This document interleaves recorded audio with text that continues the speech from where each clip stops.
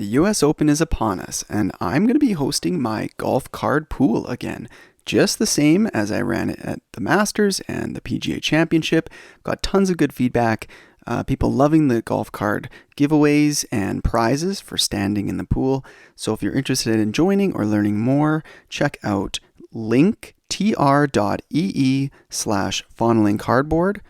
Or you can check out my Instagram at the Golf Card Collector, where I'll be sharing information in my stories, or just hit me up with a DM. And of course, join the Golf Cards and Memorabilia Facebook group, where there will be a post with information on how to join. This episode is sponsored by Collective Sports and TCG, a family-owned sports cards and trading card game store in Derry, New Hampshire. They have donated a couple prizes for a US Open golf card pool, so thank you guys for that. And also the owner, Steve, is the reigning PGA Championship golf card pool champion.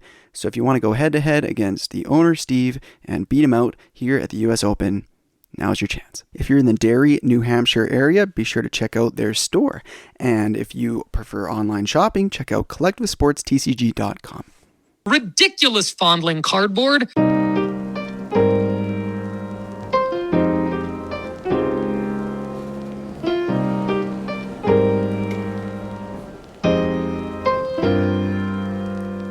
What is up? Welcome back to Fondling Cardboard. I'm your host, Mike Lakusta, aka the Golf Card Collector. Woo! We are in some exciting times, my friends.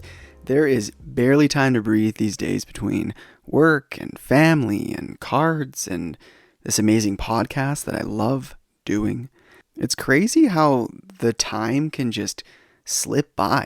I started this podcast when my son was literally just an infant. I had a bit of time off work, and not that I had free time on my hands or anything, but I just felt this pull to start the podcast. And fast forward now, we're 42 episodes in, and my son is not this tiny little infant anymore.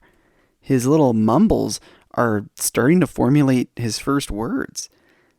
He's pulling himself up and standing, leaning against stuff, and every day getting closer to running around like his older brother.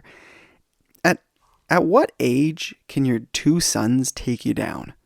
I know I've got a lot of years left of physical dominance, but the other day I was playing wrestling with my toddler, having a good laugh, when suddenly his baby brother crawls up and grabs a handful of my face. So I reached up to get his sticky little baby fingers out of my eyes and my nose, when suddenly the toddler wrapped his arms all around my legs like a bear hug. And I mean, sure, they're just playing dirty, but I'll give those little tag team duo some credit where it's due, because I experienced a fleeting moment of submission and, got me wondering, like, how many years do you have with your little ones like this? So can't wait to introduce them to cards. And I guess that's my transition into the podcast. I really, really enjoyed last week's episode, talking about a very serious subject with James Peacock. Of course, that was our tragic loss of Grayson Murray. And we managed to pivot into a conversation about cards, which, I felt like at the time I was concerned maybe he wasn't showing the utmost respect for Grayson Murray and his friends and family. But I got the most feedback from that episode, the most kind words and conversation sparked than any other episode. And I even heard from a listener that has close connections to Grayson's inner circle. And, that person said that they enjoyed the episode and they appreciated it. So, I look forward to moving on with maybe a less serious tone. But I'm really glad I did that episode.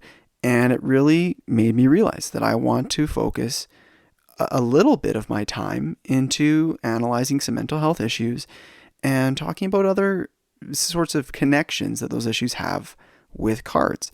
Now, somebody pointed out that I'm not a mental health professional. I'm not a psychologist, a licensed psychiatrist, counselor, even none of that. But at the end of the day, I'm open to sharing my stories. I'm treating this as a reflection, and if I can learn some of my tendencies, my behavior, open up some collecting wounds, let's say, that are, I'm sure, tied to some more deeper issues, and maybe you guys can learn from that. And hopefully I can find others who can share some of their stories on the podcast as well. Now, just to kind of give you some examples, like ADHD, for instance. I feel like that can really affect somebody's spending habits and the way they spend their time on cards, on the internet, in groups, on eBay, that sort of thing. Depression. I mean, somebody sent me a DM saying that they just couldn't bring themselves to listen to the episode. I don't know if this particular individual suffers from depression, but it kind of got me thinking that, that subject could be a trigger for people who have a tendency towards depression. And, I want to explore that a little bit. There's been times in my life where I've wondered if I do have depression. I was diagnosed at one point with, I think it was called transitional depression. And it definitely affected my habits, my daily routine, where I was spending my time getting enjoyment out of the things that I normally would have enjoyed, like cards or sports or working out or running or honestly even relationships and family and that kind of stuff. And then the other branch that honestly first came to my mind, but I'm mentioning it last because I think it might have the most impact on the sports card community, is addiction. There is a tendency towards compulsion, towards compulsive buying, towards gambling and breaking and ripping packs. And it's okay if you have those funds to spend, but this hobby has grown into a little bit more than a hobby. All of these investor folks, it's created this strain financially and comes with pressure emotionally and everything else. When I first kind of had this idea, I almost thought it was kind of a taboo subject, like the dark side of the hobby. To be frank, a lot of people might view it that way, but it's something that I would really like to explore for my own personal self-reflection, and hopefully others can get something out of it too. So hit me up in my DMs on Instagram or Facebook. Reach out to me. I want to learn more from you guys. Any experiences you've been through. If anybody has actual knowledge on the topic, help me out with my research. I'd greatly appreciate that. To kind of put a bookend on the conversation I had last week with James Peacock about the tragedy of Grayson Murray and the discussion that we had about his cards and transacting when an athlete has passed away, especially surrounding such tragic circumstances. What are the ethics involved? I asked our group on Golf Cards and Memorabilia on Facebook, what are everybody's thoughts on buying, selling, flipping any card of an individual that has passed away, and do those circumstances matter? And I heard from a lot of you. So I'm going to give some shout outs here to some of the comments that kind of resonated with me. Corey Pryor says, I think it's great that we are seeing these autos pop up on selling platforms. What if somebody had a great memory of Grayson at a tournament or event and wants to collect something to remember him by? Obviously, some people have different intentions, but all in all, it's great. So I totally appreciate that, Corey.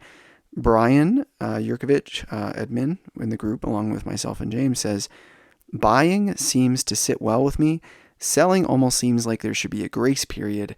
Flipping, I think, is hard to do once the tragedy has happened. Just my thoughts. Brian, I totally agree.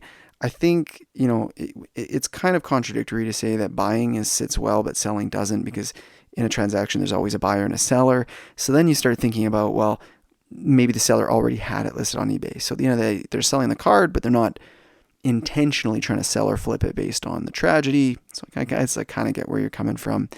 And then it sparked my thought though, like what is an appropriate grace period for such a tragic event? Is it a week, a month, 6 months? I guess there's no right answer. Brian said he's going to keep his cards until he croaks and his wife's going to have to deal with it. So there you go.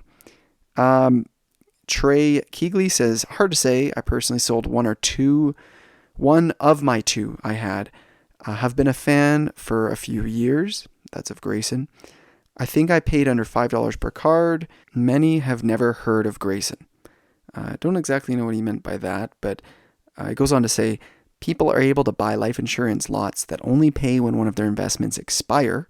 It's unfortunate, but it would be foolish to not take advantage of the card increase.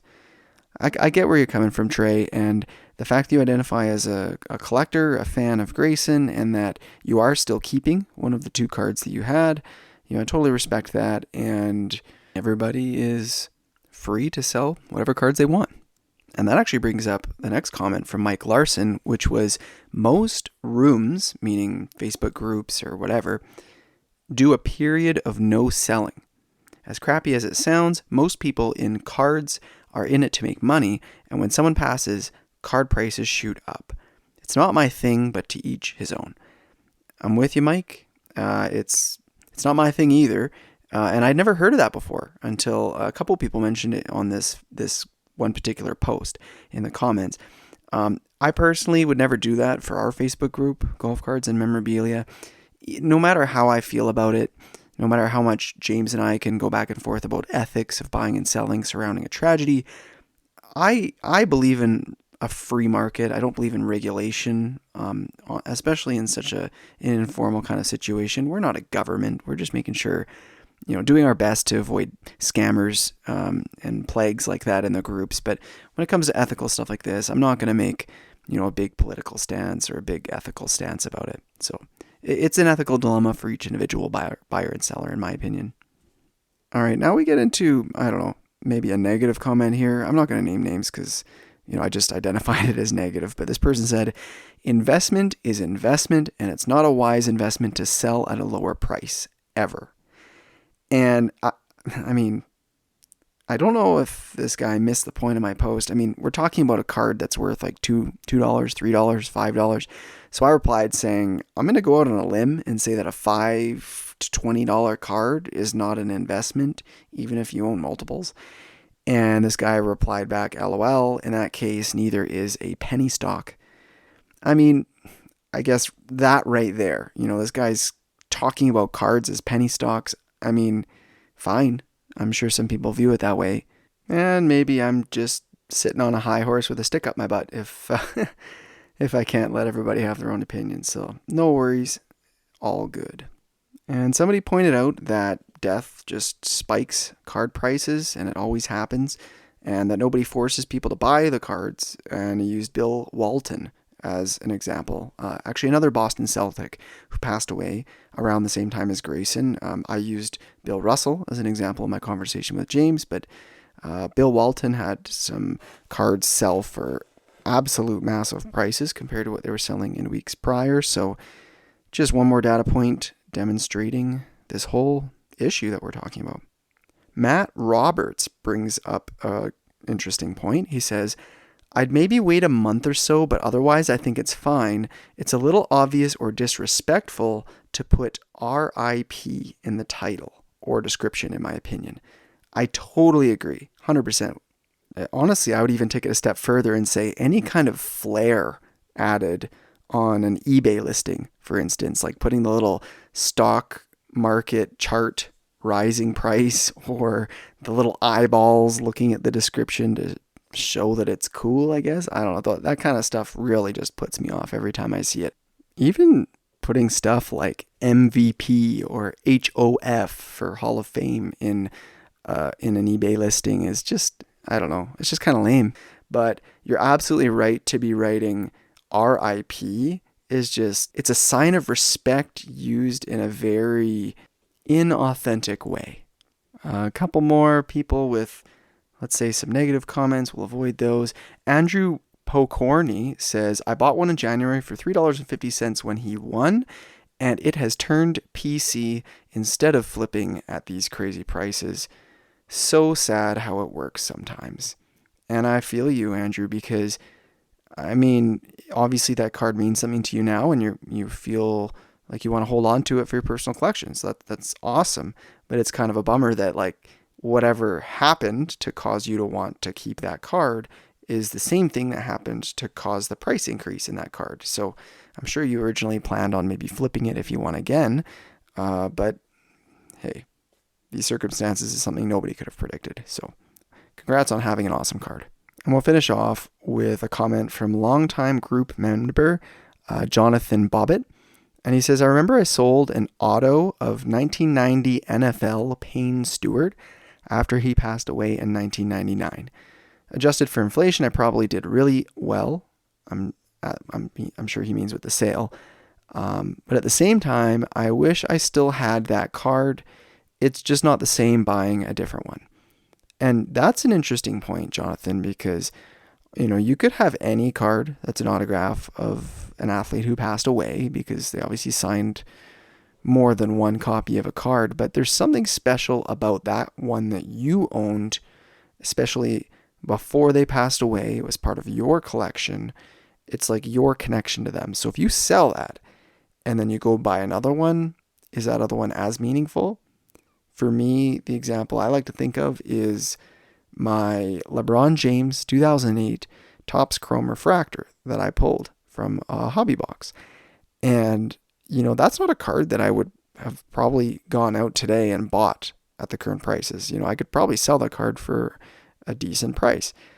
But I keep it because I pulled the card and it's pretty much the main card from that set that sparks my memories of being a kid, ripping packs in my house, at school.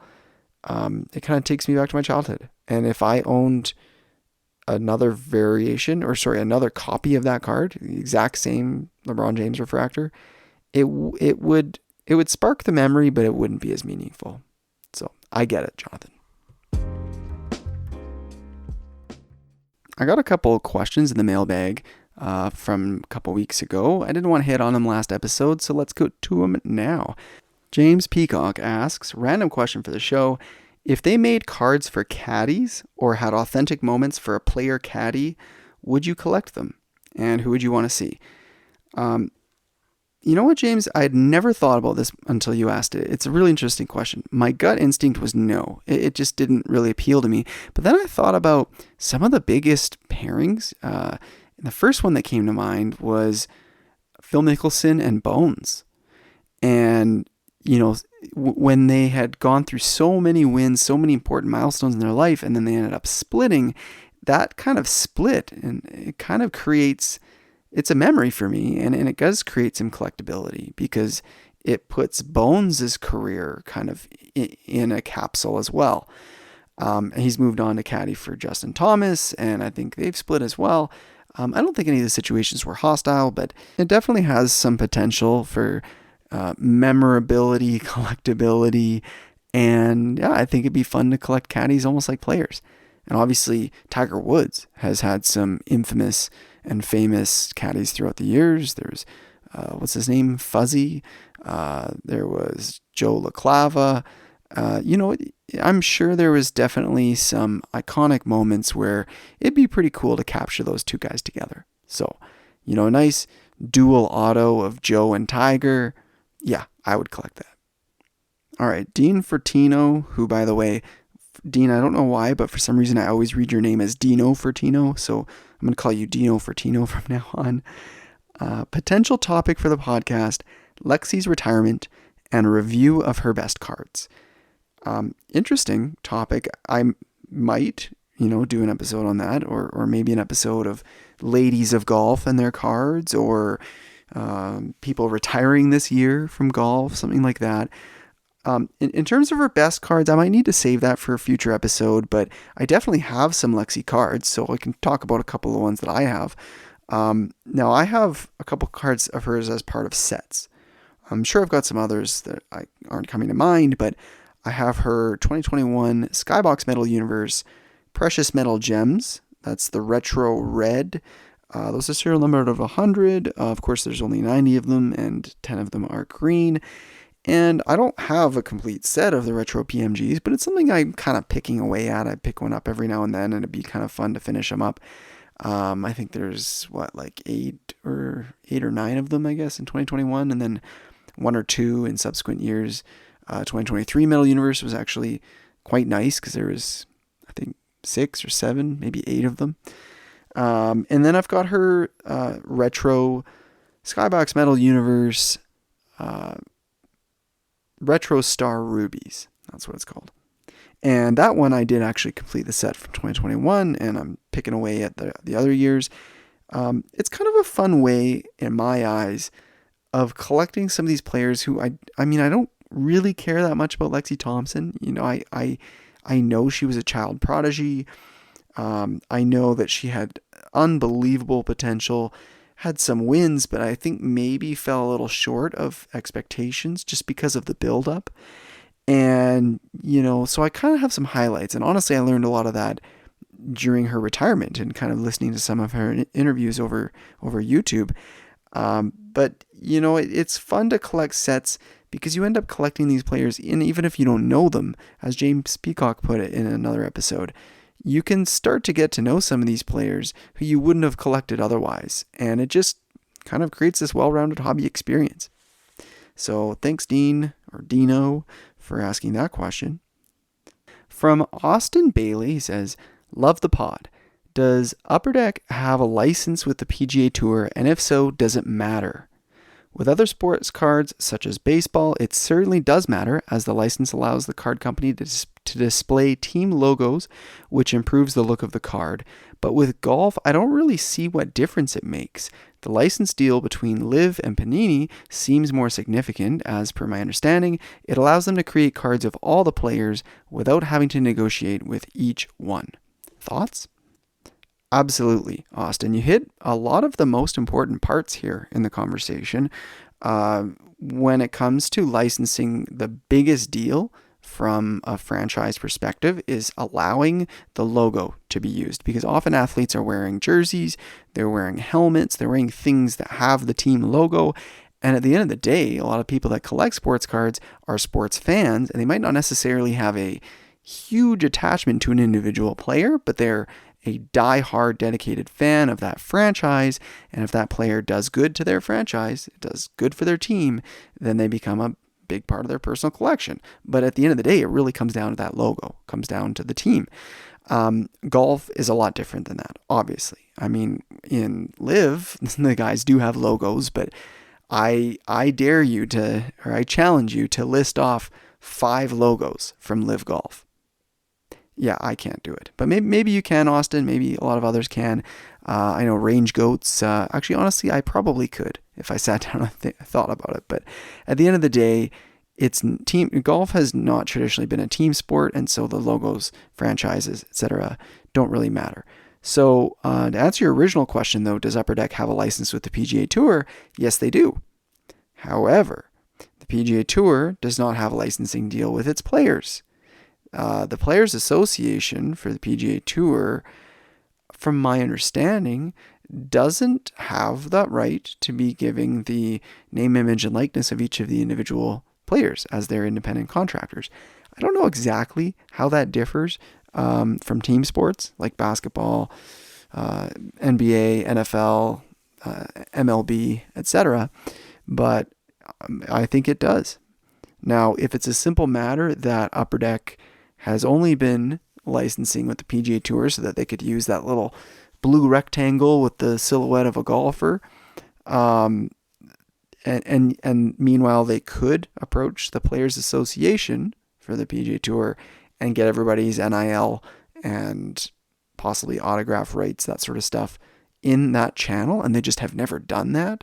I'd be shocked if that was an untapped place. If that was possible, I'm sure they would have explored it. I just don't think the PGA Tour and the organization is set up in a way to be giving all of the rights of these players in terms of their image and stuff, aside from, broadcasting coverage, basically. I'm sure there's some advertising parts as well in their contract where images of key players could be used in their commercials, in their campaigns, in their, promotional materials, that sort of stuff. I don't know how that would all translate over into cards, though.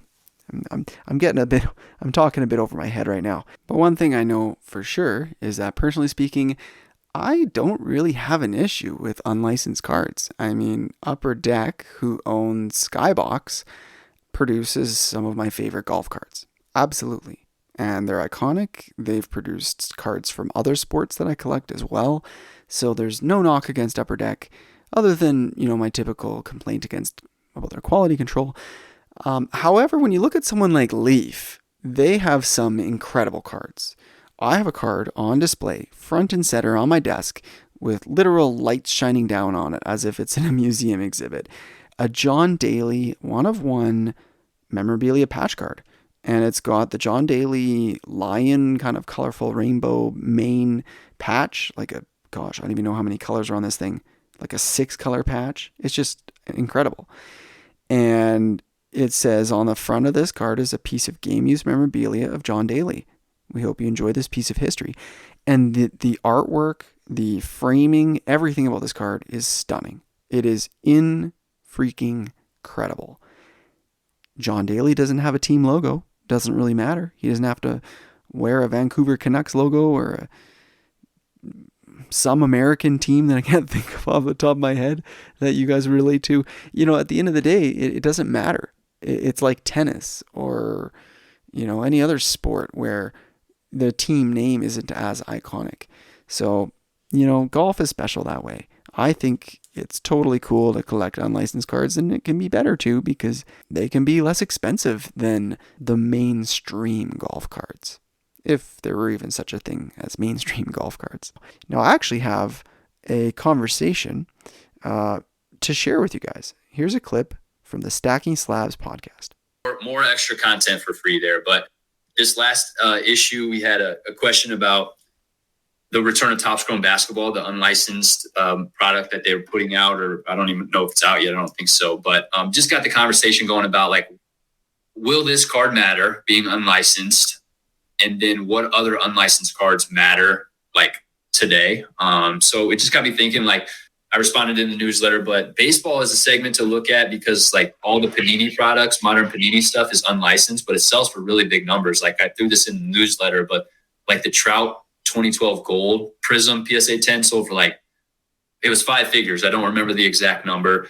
The Bryce Harper Gold, which is a rookie, sold for 3,000, 4,000. So some really strong sales for Panini products, unlicensed products in baseball happening all the time. What's different is it doesn't look like Panini's ever going to make licensed baseball products, or at least not anytime soon. Whereas Topps has this unlicensed Topps Chrome Basketball coming out, but then in a year or two, they're going to have licensed Topps Chrome Basketball. So will that dilute this unlicensed product?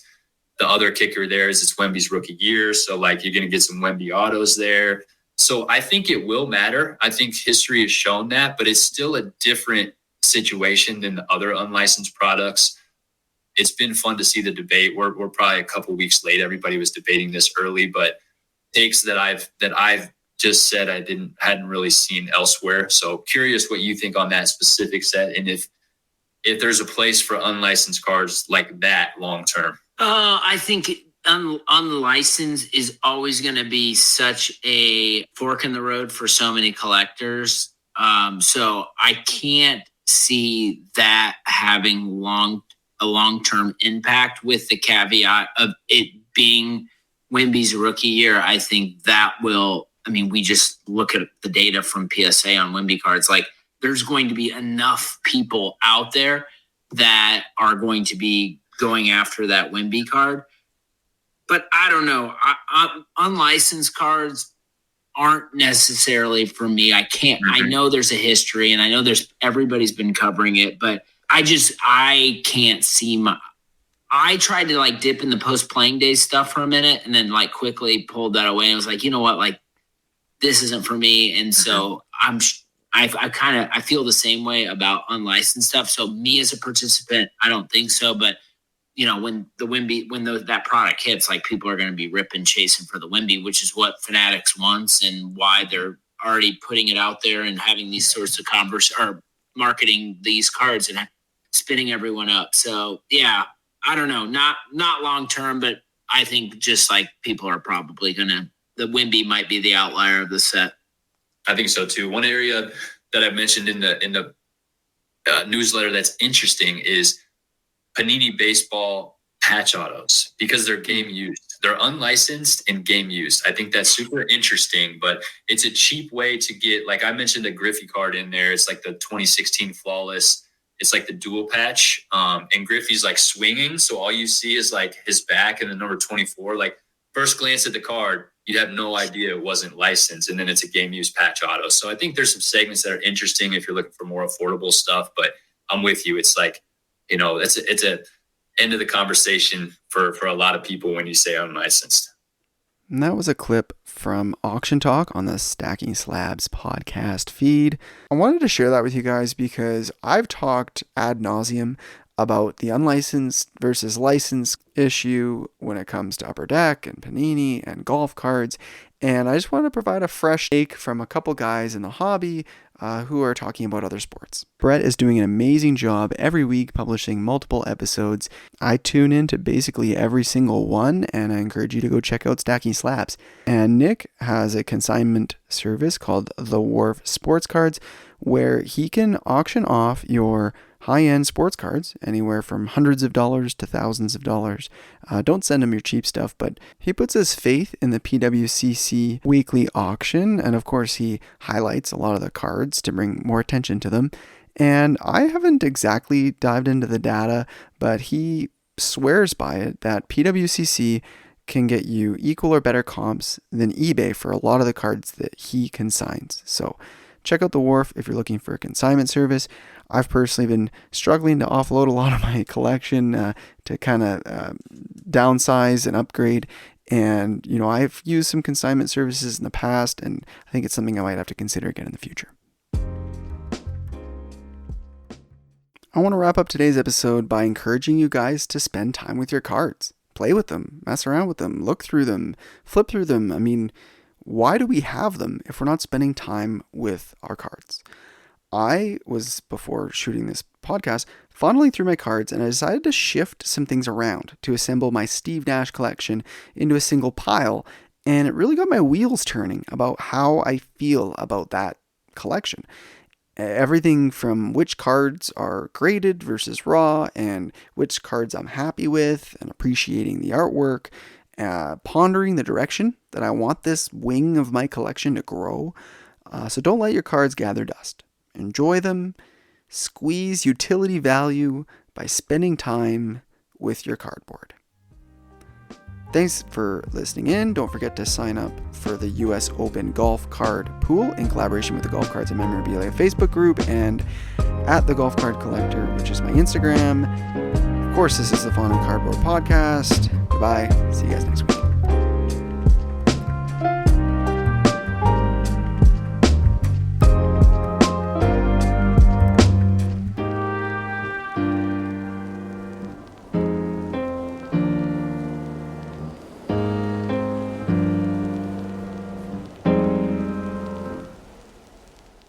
Ridiculous golf card collector.